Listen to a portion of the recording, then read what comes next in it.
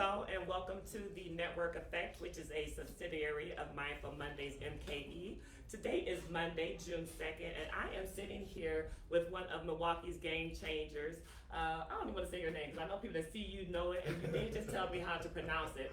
Gaulien, yes, I got it, yes, Gaulien. This is Gee Smith, and you all know him, okay? Gee, just let them know what you're here for today. I'm here to basically talk about what Gee's Clippers has done for these past 30 years. How I got started. What Gee's Clippers mean to the community. And let's just go back a little. Of course, you all know that we do this. We focus on different industries. Tonight, we spoke about real estate development, and we had some phenomenal speakers. We had Antoine Williams, which I found out recently is a good friend of yours as well. He spoke about you. So impressed. Yes, people should have been here because he had some really wonderful things to say about you.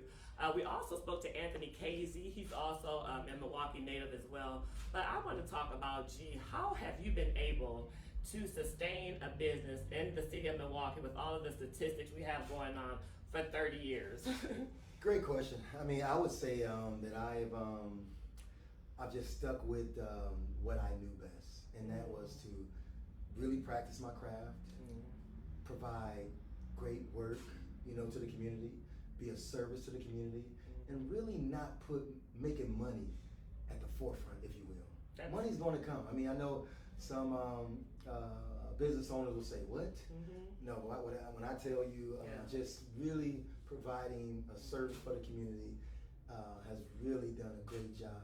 I believe in making sure that I lasted. Hey, we're at 30 years now. Yeah, and that's a big deal because, when we started this movement, we're both business owners as well. We've been in business over 10, 20 years, but it's not so easy. So one thing that we always use is pivot. That's like one key term that we always use. Sometimes as a business owner, you have to pivot. Has there ever been a time in your 30 years where you had to possibly go get a job or do something in addition to being an entrepreneur?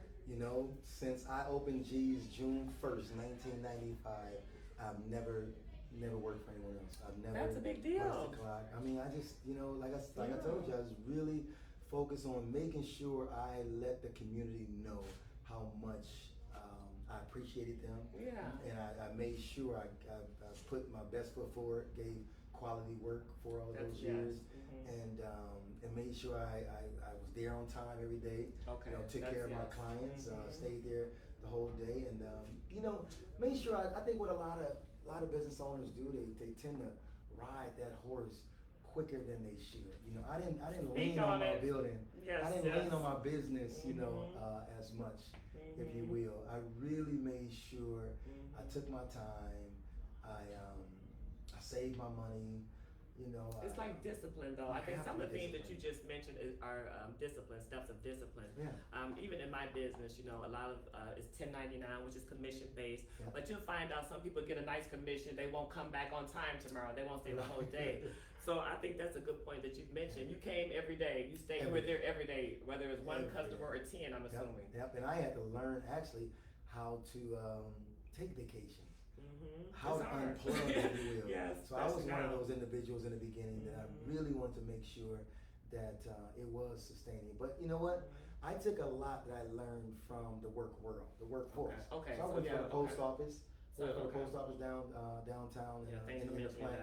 And I got a lot of work ethic, from that. I worked there for a fiberglass plant at the same time, so I actually worked 2 full-time jobs. So that's a big deal. People need to hear about that because I think everyone looks and thinks that they can just jump into, especially the newer generation with social media, things of that nature. We've had several speakers come, and that's what they had to mention. We've had nurses that go into transportation, but sometimes you have to, still have that corporate background. Now, with that said, talk about your family. Like, how did you grow up in Milwaukee, Wisconsin? Well, I grew up in a household with 5 brothers, 1 sister. Okay. My parents had literally 7 kids in 7 years. We don't skip a year. Okay, mom and daddy. The girl's the oldest. The girl's the oldest, and then the 6 boys. I'm second to the youngest. And my father used to cut our hair, and he was far from a barber. Okay. Far from a barber. He was a Milwaukee County Transit bus driver, and he owned Smith & Sons Home Improvement, so he worked on houses. So you have entrepreneurship in your blood, pretty much as well. Yeah, it was definitely in my blood. Okay. So my father sometimes, when I'm being so busy, he didn't get a chance to get to our hair. So with those Walgreens clippers that he had, know, the budget clippers. Yes. They used to cut our hair with. I asked my mom, could I cut my own hair because he was, had any opportunity to get to us. And she said, okay, now have it however it turned out. So you're going to school just like that. I was 12 years old, and Pops, all he did was cut our hair low. No edge up. That's or how I do anything. my husband No here. You going bald, not tell the lowest setting. Just right.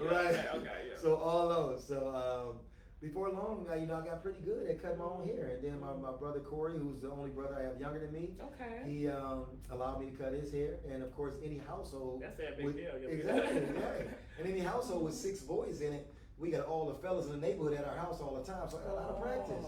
That's a big deal too. Yeah. That's like apprenticeship right in your neighborhood. Right, apprenticeship. I like that.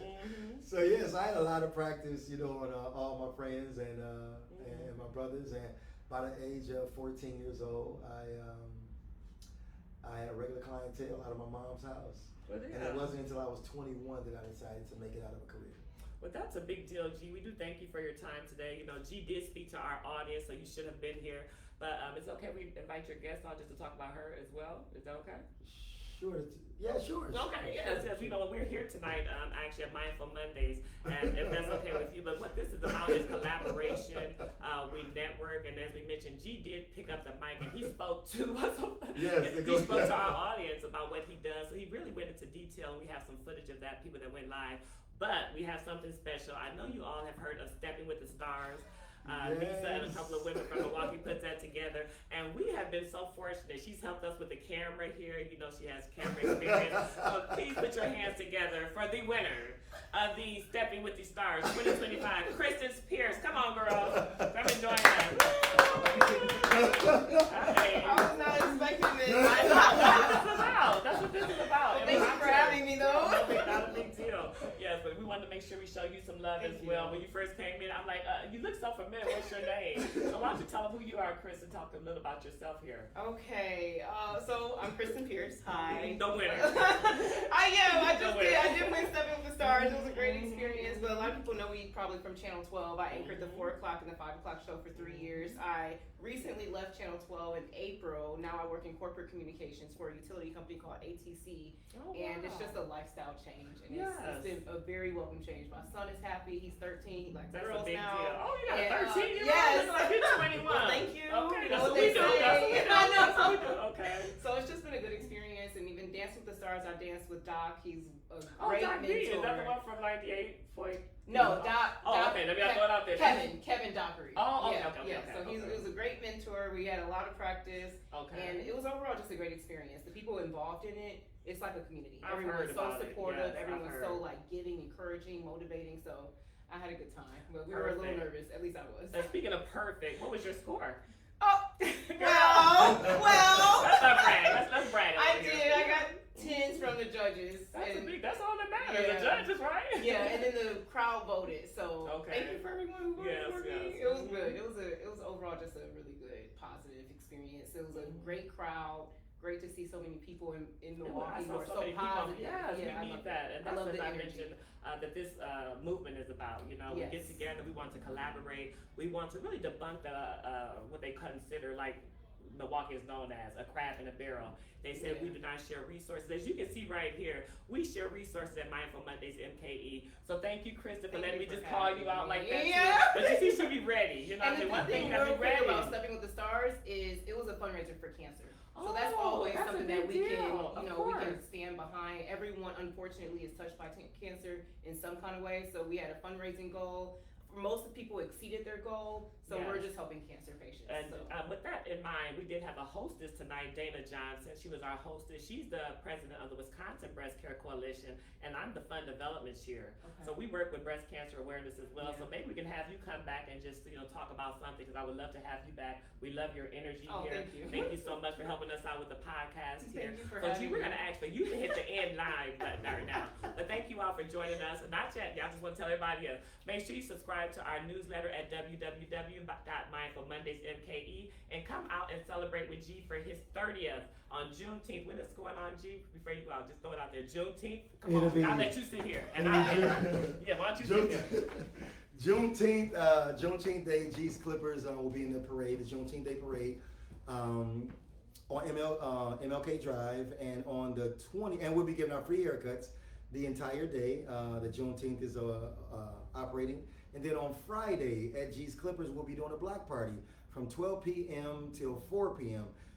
Free. We have food out there, entertainment.